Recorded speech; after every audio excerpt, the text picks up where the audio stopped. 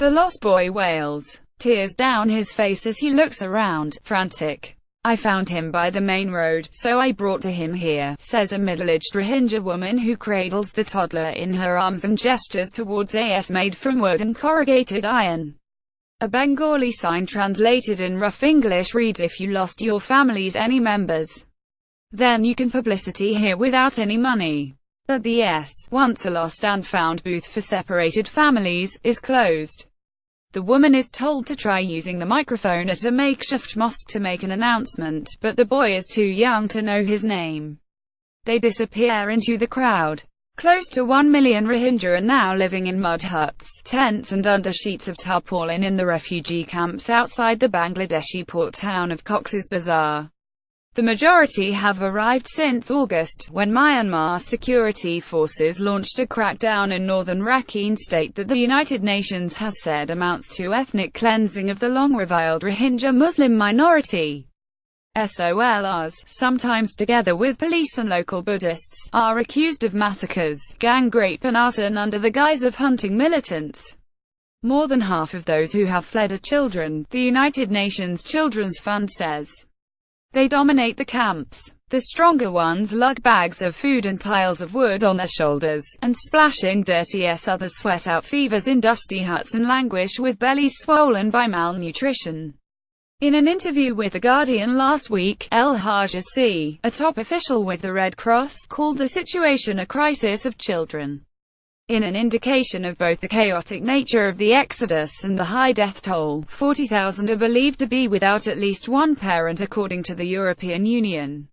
Some are orphans while others were lost during the journey from Myanmar in the sprawling camps.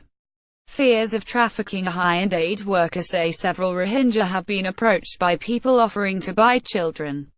There is no official overall number, but we suspect thousands of children are likely to be living with extended families or members of their community, says Rick Govard, a communications manager at Save the Children, which is housing a small number of the most vulnerable children.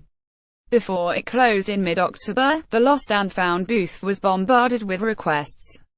Kamal Hussain, one of 300,000 Rohingya who have been in Bangladesh since a previous wave of violence in the 1990s, set up the makeshift center after finding a baby crying outside the gate of Handicap International, where he works as a security guard. He was able to reunite her with her mother by renting a microphone and calling out her name.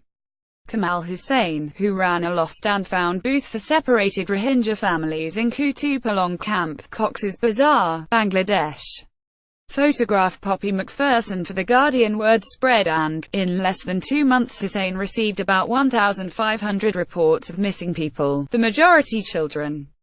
He was able to reunite about half before he shut the booth down for lack of funds. "I am just a volunteer, I am just a guard," he says. "I'm uneducated. I need some help like people who can read. I need a salary." But desperate people continue to show up looking for answers in his notebooks, filled with the names of the missing. "I'm feeling very stressed now," he says. "When the center was open, any separated person could be joined. Now I don't know what will happen to those lost people. I couldn't carry them all. Many may never find their relatives.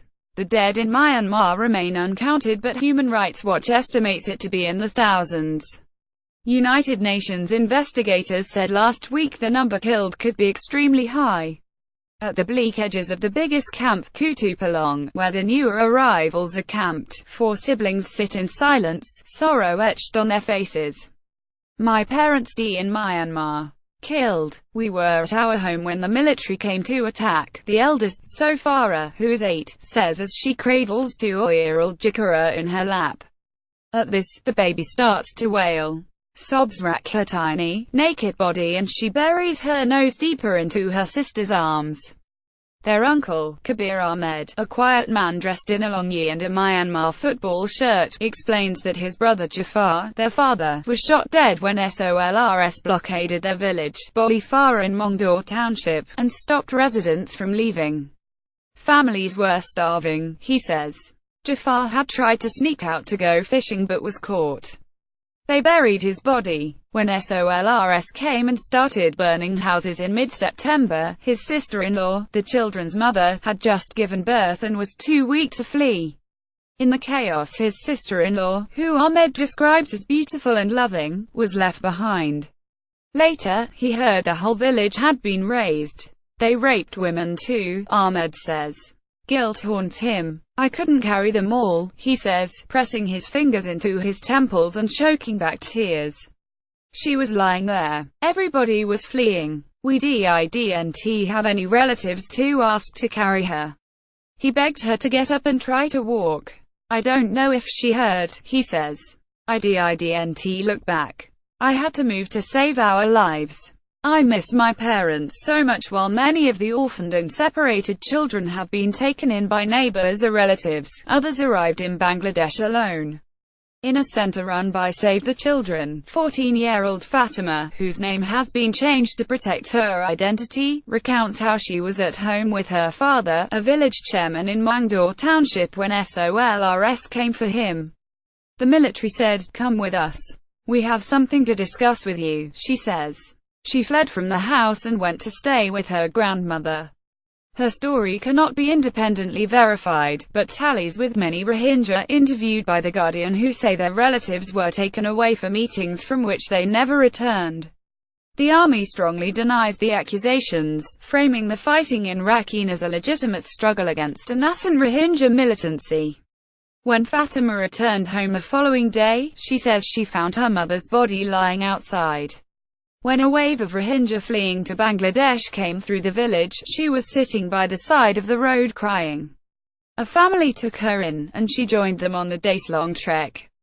But they beat her and she ended up running away, eventually finding the camps in Cox's Bazar. In Myanmar, Fatima was a keen student. She loved to practice Burmese and flick elastic bands at her classmates. Now her days are lonely. I wake up in the early morning and read the Quran and pray 5 times. I eat something, she says. She starts to cry, wiping her face with her sleeve. I miss my parents so much, she says. Trafficking in the camps with so many undocumented children living without their parents, aid workers are worried about trafficking. I think it's a very high risk, says Lisa Akro, a protection and gender specialist at the International Federation of the Red Cross.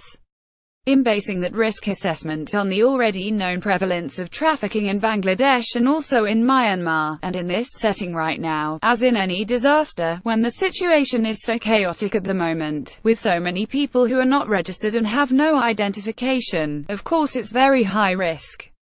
The camps are filled with rumors, but there have been at least 2 confirmed cases of people trying to buy Rohingya children, one of them 7 years old, Akro says. You can't call it trafficking, but documented incidences where families have been offered to give away their children or caregivers have been offered to sell their children, she says. To be taken to Dhaka for adoption is what the story will be. Organizations such as Save the Children are working on foster care programs and have placed children with volunteer guardians. On the outskirts of the camps, Kabir Ahmed is relieved to be out of Myanmar but is struggling to care for his brother's 4 children as well as 3 of his own. He can find few words of comfort for his nephews and nieces. They miss their mother most at night. They cry, "Mother, mother, where are you? Take me under your cover," he says. I tell them to stop and try to sleep.